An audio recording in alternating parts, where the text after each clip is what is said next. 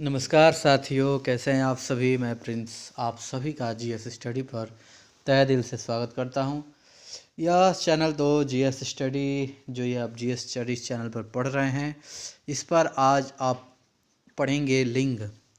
लिंग ये जो हमारा हिंदी का ये टॉपिक है, हिंदी जो कि बहुत सारे एग्ज़ामों में पूछा जा रहा है, बहुत सारे क्वेश्चन आ रहे हैं, फंस रहे हैं। यूपी पुलिस हो गया, रेलवे हो गया, बैंकिंग हो गया, और हमारा एसएससी जीडी का जो एग्ज़ाम होने वाला है उसमें भी हिंदी बहुत बड़ी भूमिका अपनी निभा रहा है।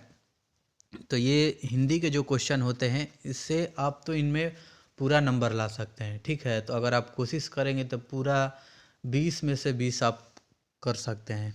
इतना आप हिंदी में अगर मेहनत से करेंगे तो ठीक है। तो उसी के क्रम में आपको पूरा 20 में 20 हिंदी कराने की गारंटी मैं इस चैनल से लेता हूँ। और जो साथ ही साथ इस अगर आप यह क्लास लेते हैं तो आपको मिलता है इस चैनल से हिंदी का तो एक आपको क्लास मिल ही रहा है पूरा बेसिक से लेकर हाई लेवल तक, यानी शून्य से शिखर तक। दूसरा, आपको हिंदी का एक नोट्स भी मिल जा रहा है।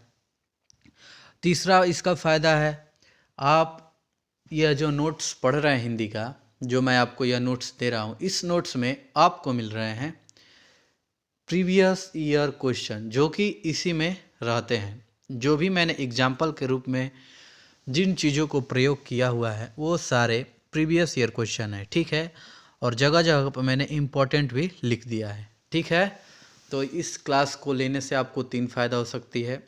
आपको साथ ही साथ प्रीवियस ईयर क्वेश्चन मिल रहा है, नोट्स भी मिल रहा है और क्लास भी मिल जा रहा है। ठीक है, वो भी क्लास फाउंडेशन नहीं है।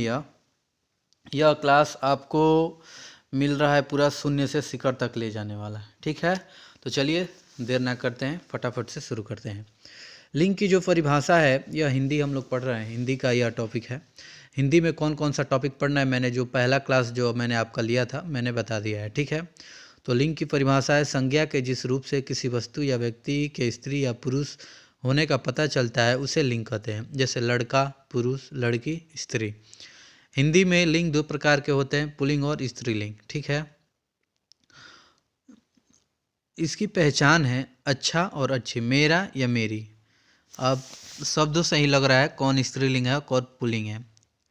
अगर आप किसी शब्द को आप मतलब जानना चाहते हैं ये स्त्रीलिंग है या पुल्लिंग, तो आप इन चीज़ों को, जहाँ पर मैंने ट्रिक लिखा हुआ है यहाँ पर, आप इस जगह ये मतलब ये ट्रिक यूज करेंगे तो आपको आ जाए। जैसे अच्छा या अच्छी या मेरा या मेरी, ये शब्द आपको क्या करना है, लगाना है। जैसे मान लीजिए दही हो गया, तो ये पुल्लिंग है कि स्त्रीलिंग है आपको पता करना है। तो दही को आप क्या बोलना है, यह मेरा दही है, यह मेरी दही है, यह दही अच्छा है, यह दही अच्छी है।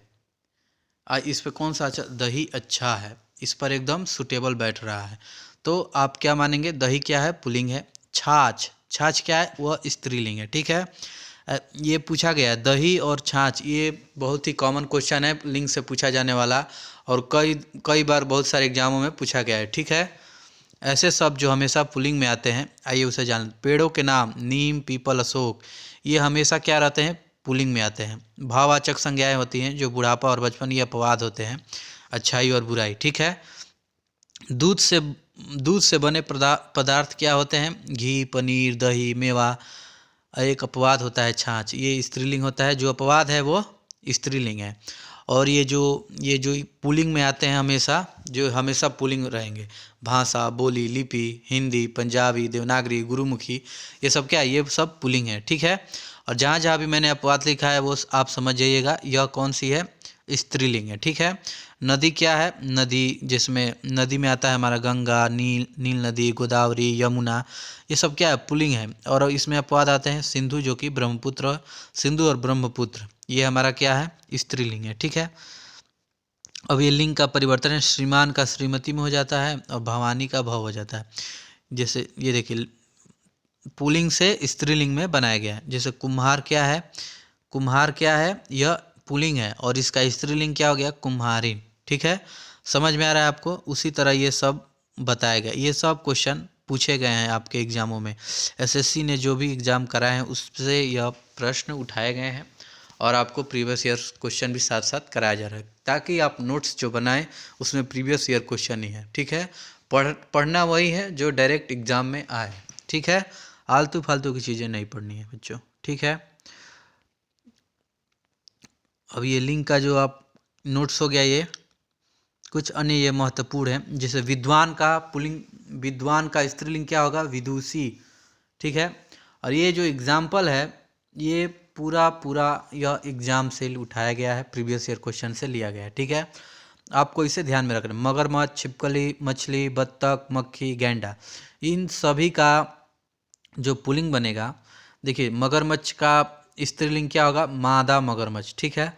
छिपकली का पुल्लिंग क्या होगा, नर छिपकली। मछली का पुल्लिंग क्या होगा, नर मछली। बत्तख का नर बत्तख, मक्खी का नर मक्खी, गैंडा का मादा गैंडा। यानी गैंडा क्या है और ये मादा गैंडा, यानी पुल्लिंग को स्त्रीलिंग में बदला गया है। गैंडा क्या है, हमारा पुल्लिंग है, और मादा गैंडा ये स्त्रीलिंग है, समझ गए। जिनका पुल्लिंग या स्त्रीलिंग नहीं होता है तो उनका लिंग परिवर्तन नर या मादा लगाकर हम बनाते हैं, ठीक है। तो वही यहाँ पर बताया गया है, इनसे भी क्वेश्चन बनता है, ठीक है। कर्ता के कर्तरी होता है। अब आइए वचन पढ़ लेते हैं साथ ही साथ इसी के लिए। वचन की जो परिभाषा, पहला लिंग खत्म। अगर लिंग में जो जो इम्पोर्टेंट है मैंने सबको आपको पढ़ा दिया, लिंग का नोट्स आप बना लीजिएगा। अब हेडिंग डाल लीजिएगा वचन। इसकी परिभाषा होगा, विकारी शब्दों के जिस रूप से उनके एक या उनके अनेक का बोध हो वह वचन कहलाते हैं। संज्ञा, सर्वनाम, विशेषण, क्रिया, ये सब हमारे क्या हैं, विकारी हैं। और इसके भेद होते हैं एक वचन और बहुवचन। वचन कितने होते हैं, दो होते हैं, एक वचन और बहुवचन हिंदी में, ठीक है। और ये वचन के रूप हैं निर्विक्त रूप में और सविभक्ति के रूप में। इनका मूल शब्द है, जैसे लड़का है तो इसका बहुवचन क्या हो जाएगा, लड़के। और सविभक्ति रूप इसका क्या हो जाएगा, लड़कों।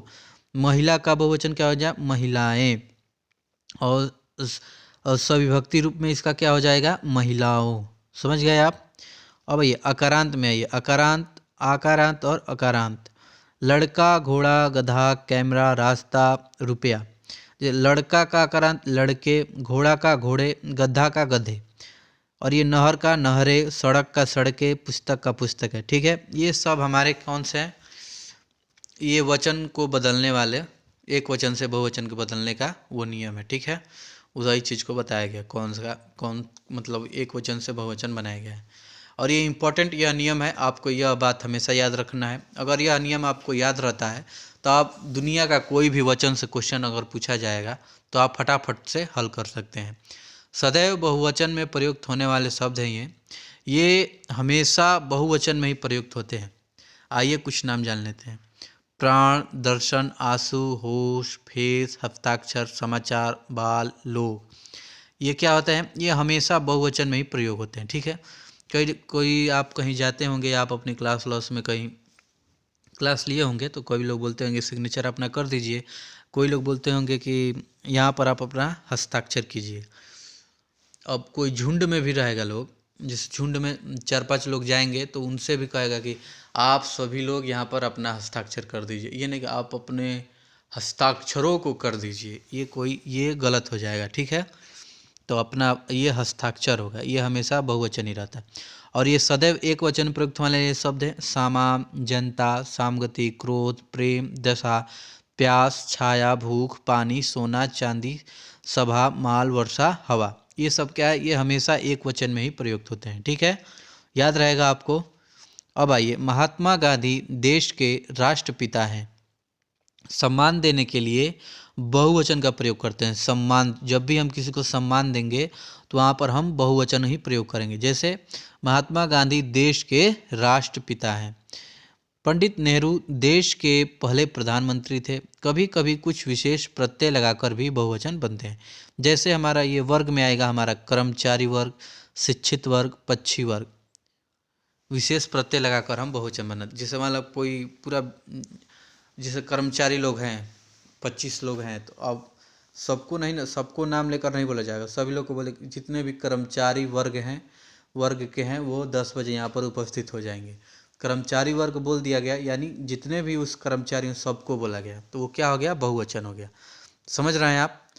तो वही कुछ शब्द हैं, जैसे वृंद लगा के, गण लगा के, जन लगा के, लोग लगा के, दल लगा के, ये सब प्रयोग किया जाता है। ठीक है, एक वीडियो में मैंने आपको बता दिया, लिंग भी पढ़ा दिया और वचन भी पढ़ा दिया। ठीक है, अब चलिए नेक्स्ट वीडियो में आपसे हम मिलेंगे। कारक हमारा टॉपिक होगा। ठीक है, बहुत ही बेहतरीन टॉपिक है, हर एग्ज़ाम में पूछा जाने वाला क्वेश्चन। ऐसा कोई एग्ज़ाम नहीं होगा जिस अगर उसमें हिंदी के क्वेश्चन है तो कारक से प्रश्न ना आया हो। लिख के दे रहा हूँ, आया ही होगा। ठीक है, तो चलिए मिलते हैं नेक्स्ट वीडियो में। जय हिंद, जय भारत।